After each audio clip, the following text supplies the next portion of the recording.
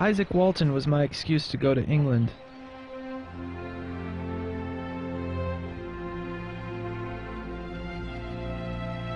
I said to the committee at Yale University when I was applying for a fellowship to fish in the footsteps of this 17th century writer, "You know, he's the guy who wrote The Complete Angler, the book that everyone's heard of and nobody's read. It's the third most frequently reprinted book in the English language after the Bible and the works of Shakespeare." I told the committee that Walton's words spoke to me, that fishing was my passion, and that his book defended every facet of the art of angling more lucidly than I could. I lied. At that point, I hadn't even read it.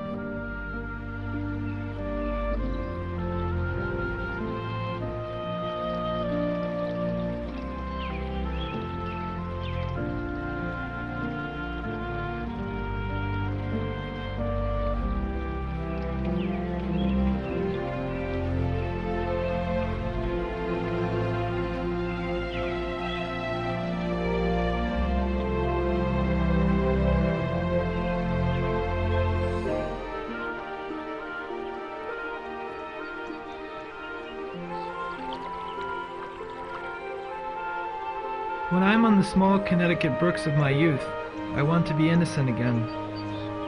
I think of sleepouts in thick pine forests, clear running water, garden worms, diminutive flies, and first kisses with a freckle-faced girl.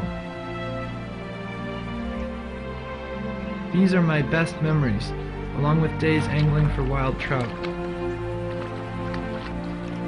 The brook, with all its colors and sounds, is an education. A place where I can learn about myself and other creatures as well. Without even realizing it, it is in my early years of fishing I began to follow Isaac Walton's first philosophy: study to be quiet.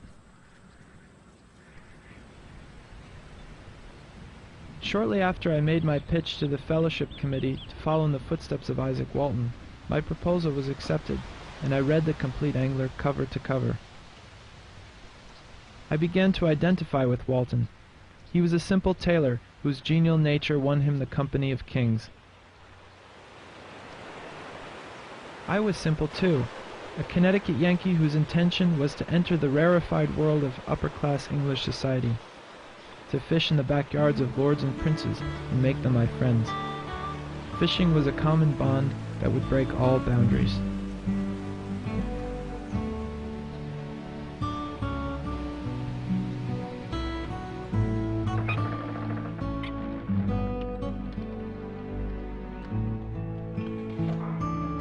At Yale, they still have a few first editions of The Complete Angler. The story begins with a conversation between a fisherman, the character Piscator, and the hunter, Venator. The two meet casually as strangers on a holiday and fall into a world very much like a dream while walking along the road to a trout stream, transcending the day and glimpsing, as it were, immortality.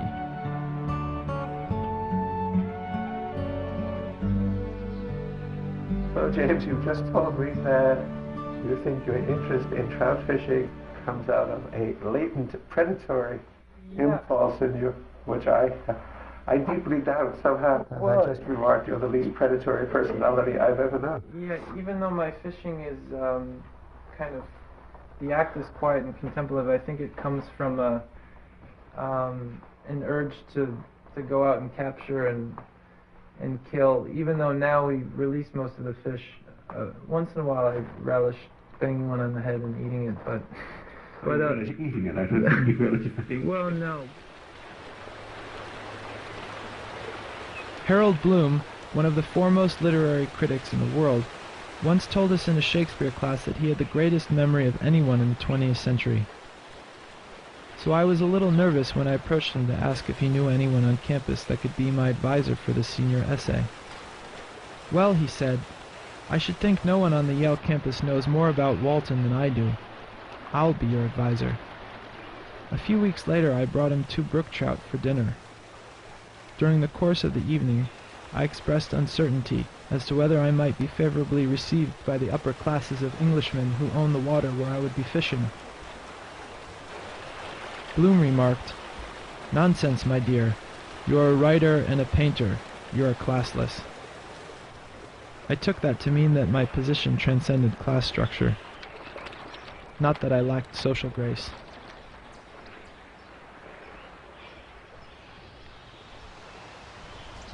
Prior to leaving for Ireland and England, Harold Bloom gave me a going-away gift, a reading of Yeats's poem, The Song of Wandering Angus.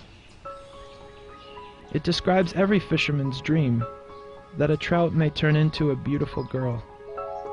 I went out to the hazel wood because a fire was in my head, and cut and peeled a hazel wand and hooked a berry to a thread, and when white moths were on the wing and moth-like stars were flickering out, I dropped the berry in a stream and caught a little silver trout.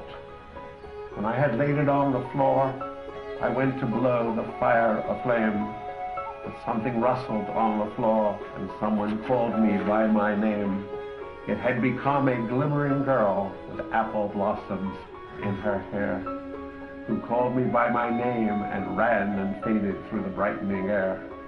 Though I am old with wandering through hollow lands and hilly lands, I will find out where she has gone and kiss her lips and take her hands and walk among long dappled grass and pluck till time and times are done the silver apples of the moon, the golden apples of the sun.